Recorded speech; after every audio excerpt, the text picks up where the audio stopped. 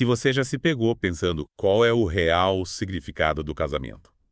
Sabe, além daquela visão romantizada que a gente vê por aí, esse mergulho é para você. É verdade. Hoje a gente vai desvendar as ideias do Timothy e da Kathy Keller, autores do livro O Significado do Casamento. Ah, um clássico. Eles trazem uma perspectiva cristã, misturando ensinamentos bíblicos com as experiências deles. Décadas como conselheiros matrimoniais, né? Isso. E, claro, as reflexões deles sobre a vida a dois. É a prática e a teoria tudo junto. E já aviso. Prepare-se para ter alguma das suas ideias sobre casamento desafiadas. O livro é cheio de surpresas. É mesmo? Tipo, por exemplo, a Bíblia defende a vida de solteiro como uma escolha totalmente válida e completa. Quem diria? É uma perspectiva libertadora, né? E acredite, a ideia de alma gêmea pode acabar atrapalhando a construção de um casamento feliz. Atrapalhando bastante, inclusive. Ficou curioso? Então vem com a gente. Bora. Antes de começarmos, não esquece de dar aquele like para ajudar o nosso canal a crescer. É isso aí, pessoal. Se inscreve também e ativa as notificações para não perder nenhum dos nossos mergulhos. E compartilha com os amigos. Isso. E se você já leu O Significado do Casamento, ou tem alguma outra sugestão de livro para a gente desvendar por aqui? Conta pra gente nos comentários. É isso aí. A gente adora saber a opinião de vocês. Bom, mergulhando no livro, uma das primeiras coisas que me chamou a atenção foi como os Keller desconstroem aquela visão idealizada de casamento, sabe? Que a gente vê tanto hoje em dia. É verdade. Eles mostram como a busca pela felicidade constante, sem altos e baixos, pode ser uma armadilha. É tipo um conto de fadas, né? Afinal, o casamento real é feito de duas pessoas, né? É, Imperfeitas. com bagagens, expectativas e necessidades diferentes. Totalmente. É como se as pessoas esperassem encontrar uma escultura pronta em um cônjuge. Uma obra de arte acabada. Quando, na verdade, o que a gente deveria buscar é um bloco de mármore. Pra ser moldado junto, né? Exatamente. Essa analogia que eles usam é fantástica. É muito bom. Porque mostra que o casamento não é um ponto de chegada. Não é o final da história. É uma jornada, né? De transformação, de crescimento mútuo, onde Deus é o grande escultor. Uau, que bonito. Mas então, o que acontece quando a realidade do casamento não corresponde àquela expectativa idealizada? Sabe? Os Kellers abordam essa desilusão que muitos casais enfrentam. Sim, e eles apontam que essa frustração com o casamento muitas vezes está ligada à ideia de alma gêmea. Entendi. Essa busca por alguém que nos complete perfeitamente, sabe? Uhum. Que supra todas as nossas necessidades. Nossa, a outra metade. E com quem a gente nunca vai ter conflitos. Tá. Mas isso na prática é impossível, né? Totalmente. Essa pessoa idealizada simplesmente não existe. Faz sentido.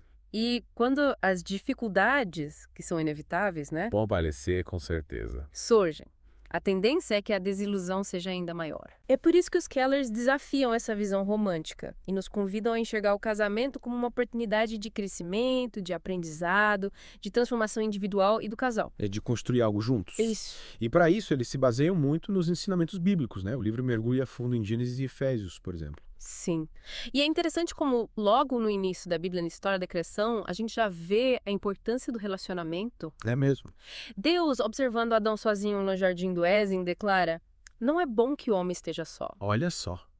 Então, mesmo no paraíso, a solidão já era vista como algo negativo. Exatamente, essa passagem destaca como nós somos seres criados para o relacionamento, para a comunhão. E Deus, então, cria Iva para ser auxiliadora de Adão. Mas é importante a gente entender esse termo no contexto original, porque ele não implica inferioridade. Muita gente interpreta a auxiliadora como sinônimo de submissão, né? Pois é. Mas o significado vai muito além disso. No hebraico, o termo usado para auxiliadora sugere alguém que está ao lado, que oferece suporte, que complementa. Isso é interessante. Eva foi criada para ser parceira de Adão, não subordinada. E isso, por si só, já quebra paradigmas, não acha? Com certeza. Me diz, o livro também fala sobre a questão da liderança no casamento. Sei que é um tema que gera bastante debate, principalmente quando a gente fala da perspectiva cristã. Sim, e os Kellers trazem uma visão bem interessante sobre isso. Eles enfatizam que a liderança no casamento, segundo a Bíblia, não tem nada a ver com autoritarismo ou controle. Entendi. Mas sim com serviço, com doação, com exemplo de Cristo. Eles usam a imagem de Jesus lavando os pés dos discípulos para ilustrar essa liderança servidora, né? Exatamente. É um exemplo poderoso de humildade e amor, né? Que deve inspirar todos os maridos. A liderança cristã é exercida por meio do serviço, do cuidado, da disposição de se doar pelo outro, assim como Cristo fez por nós. E isso, sem dúvida, desafia muitas das noções tradicionais de liderança que a gente vê por aí, tanto dentro quanto fora da igreja. É um novo jeito de liderar. Que legal!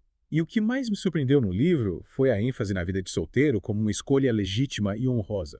Algo que, para a época, era bastante revolucionário, não é? Totalmente. Na época em que o cristianismo surgiu, o valor estava todo na família, na procriação, na perpetuação do nome. Ser solteiro era quase como ser incompleto. Nossa. Mas o cristianismo veio romper com essa ideia, mostrando que a vida de solteiro também tem um propósito, um valor intrínseco. Então o cristianismo trouxe essa nova perspectiva, mostrando que a vida de solteiro também pode ser plena e significativa. Exatamente. O livro destaca como o reino de Deus, a família de Deus, né? Uhum. Oferece um sentido de pertencimento, de legado, que transcende os laços sanguíneos.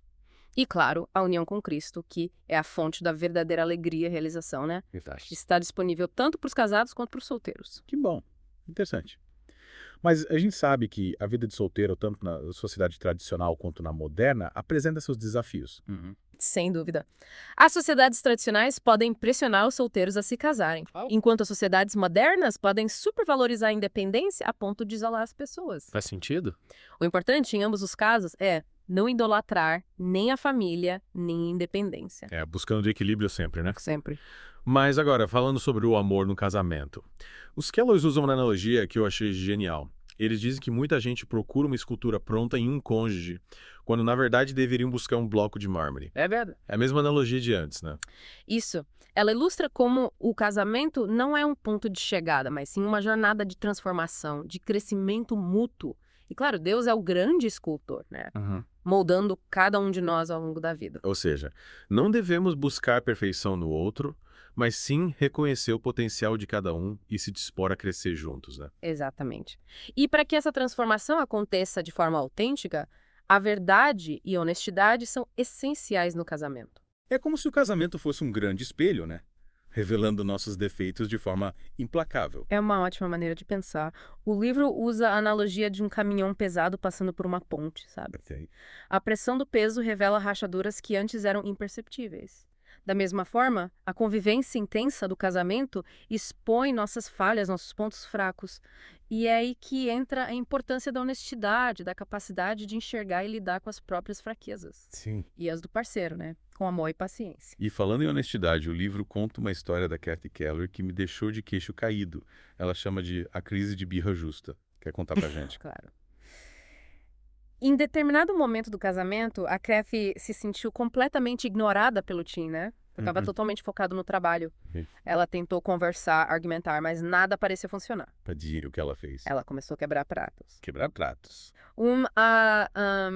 Até que o Tim finalmente parou para ouvir ela de verdade. Claro que essa atitude não é um modelo a ser seguido, né? Não, com certeza não. Mas a história ilustra como, às vezes, a gente precisa ser firme e criativo para que nossas necessidades sejam reconhecidas. Acho que essa história mostra que a comunicação no casamento precisa ir muito além das palavras, né? Às vezes a gente precisa chamar a atenção do outro de uma forma mais, digamos, impactante. Sim.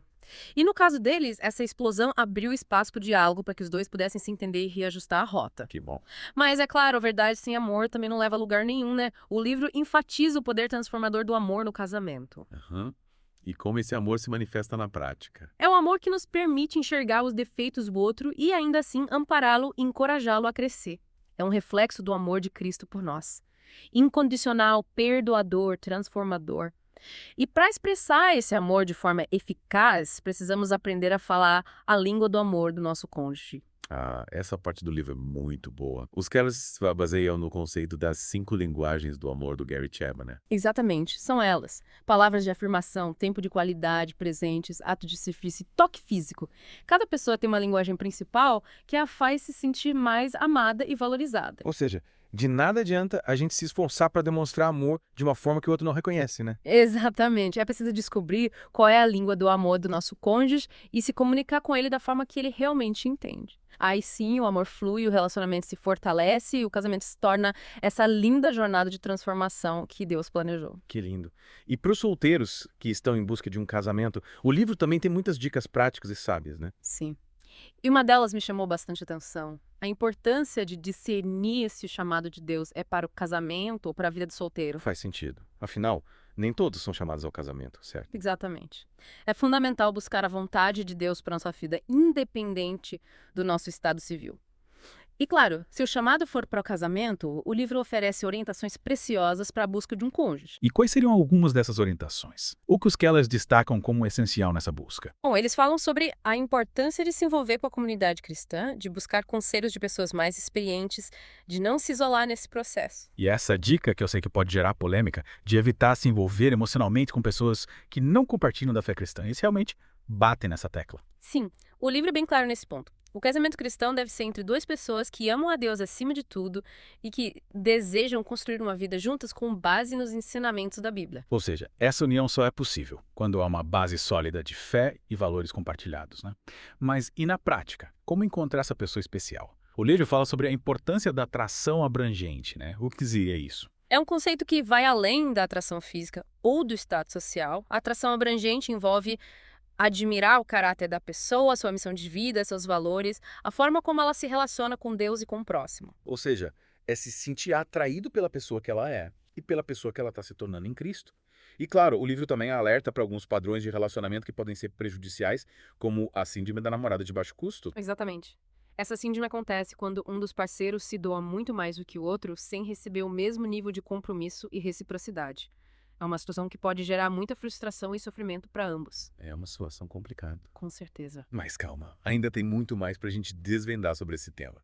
Vamos continuar o nosso mergulho na próxima parte deste episódio. Fiquem ligados. E para evitar cair em armadilhas como essa síndrome da namorada de baixo custo, o livro destaca a importância da comunidade. É verdade. A gente não deve caminhar sozinho nessa busca por um cônjuge, né? Com certeza. Familiares, amigos, líderes espirituais. A É. comunidade pode oferecer perspectivas valiosas, sabe? Nos ajudar a enxergar pontos cegos, nos aconselhar com sabedoria.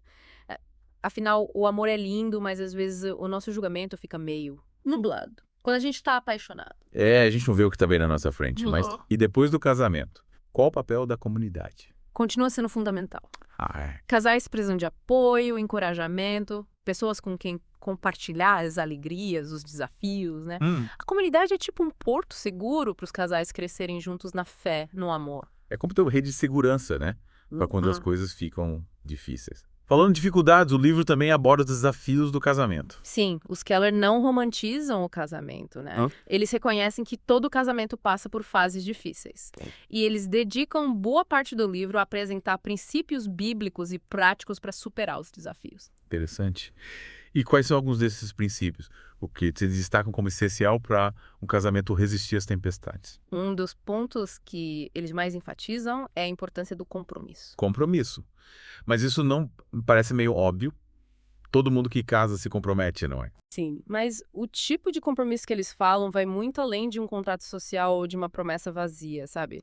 É um compromisso profundo, enraizado no amor a Deus e no desejo de construir uma vida juntos, apesar das dificuldades. Então, é um compromisso que se renova a cada dia, né? Mesmo quando as coisas não são fáceis. Exatamente. O livro mostra como o compromisso no casamento é um reflexo da fidelidade de Deus para conosco, sabe?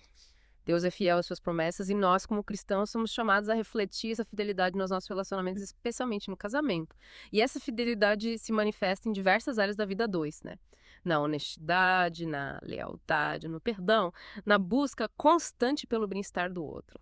Nossa, é um compromisso que exige muito da gente, né? Mas que também nos fortalece e nos faz crescer como pessoas. Com certeza. O casamento cristão é um compromisso de amar e cuidar do outro em todas as circunstâncias. Na saúde e na doença, na riqueza e na pobreza, na alegria e na tristeza. E é nesse compromisso, nesse amor que se doa incondicionalmente, que a gente encontra a verdadeira beleza e o significado do casamento. Que lindo. E o livro fala sobre a questão do sexo no casamento. Sei que é um tema que muitas vezes é tratado como tabu, principalmente em contextos religiosos. Sim. E os Kellers trazem uma perspectiva bíblica e muito saudável sobre o assunto. Eles mostram como o sexo foi criado por Deus para ser uma expressão de amor, de intimidade, de prazer entre o casal. Então eles quebram esse tabu de que o sexo é algo sujo ou pecaminoso. Exatamente. A Bíblia celebra o sexo no casamento como uma dádiva de Deus. E os Kellers encorajam os casais a cultivarem uma vida sexual saudável e abençoada. Que legal. Livro de culpa ou vergonha. Eles até usam a palavra deleite para descrever a experiência sexual dentro do casamento. Nossa, que interessante. Acho que essa visão positiva e libertadora sobre o sexo faz toda a diferença para um casamento feliz e pleno. Mas quando o casamento enfrenta crises, o livro oferece esperança para os casais que estão passando por dificuldades. Sim, com certeza. Os Keller reconhecem que todo casamento passa por fases difíceis, por momentos de crise, de desencontro, de dor. Mas eles também afirmam que o casamento, mesmo ferido, pode ser restaurado, curado e reconstruído. Que bom. E qual o ingrediente principal para essa restauração? O que os casais em crise precisam ter para superar as dificuldades? Um dos pontos que eles mais enfatizam é a importância do perdão. Perdão, mas perdoar não é fácil, né? Principalmente quando a gente foi profundamente magoado pelo outro. Verdade, perdoar não é fácil. Exige humildade, exige disposição para abrir mão do orgulho e do ressentimento. Mas o perdão é essencial para a cura e a reconciliação no casamento, sabe? Quando a gente guarda mágoas, ressentimentos, a gente está abrindo espaço para amargura e para destruição do relacionamento. Então o perdão é um ato de libertação, não só para quem recebe, mas também para quem perdoa. Exatamente. O perdão nos liberta do peso da raiva, do rancor, e nos permite recomeçar, reconstruir o relacionamento sobre uma base mais forte. É como se a gente estivesse limpando o terreno para que algo novo possa florescer. Perfeito. E além do perdão, os Keller também destacam a importância da comunicação. Comunicação. A eterna pedra no sapato de muitos casais, né? O que eles dizem sobre isso? Eles enfatizam que uma comunicação clara, honesta e respeitosa é fundamental para a saúde do casamento. Sim. A gente precisa aprender a expressar nossos sentimentos, nossas necessidades, expectativas, né? De forma assertiva, mas sem ferir o outro. Nossa, é um desafio e tanto, né? Mas como aprender a se comunicar de forma tão eficaz no casamento? O livro dá alguma dica. Sim, eles oferecem várias dicas práticas, como, por exemplo, a importância de usar frases na primeira pessoa, evitar generalizações, saber ouvir com atenção e empatia, buscando compreender o ponto de vista do outro. Então a comunicação no casamento é uma via de mão dupla. Não basta apenas falar, a gente precisa também saber ouvir. Com certeza. A comunicação só funciona quando ambos os parceiros estão dispostos a falar e a ouvir de coração aberto, com o objetivo de se conectar e fortalecer o relacionamento. E quando a gente sente que sozinhos não estamos conseguindo, os Kellers encorajam a busca por ajuda profissional. Sim, sem dúvida. Eles reconhecem que às vezes as dificuldades são tão profundas, tão complexas, que a gente precisa de um acompanhamento terapêutico para nos orientar, nos ajudar a encontrar caminhos de cura e restauração. E não há vergonha nenhuma em buscar ajuda, né? Pelo contrário, é um sinal de maturidade, de sabedoria e de amor ao casamento. Sim. Reconhecer que a gente precisa de ajuda para superar certos desafios. Buscar ajuda é um ato de coragem, um passo importante para a reconstrução do relacionamento. E essa é uma mensagem que todo casal precisa ouvir. Buscar ajuda quando necessário demonstra força e não fraqueza.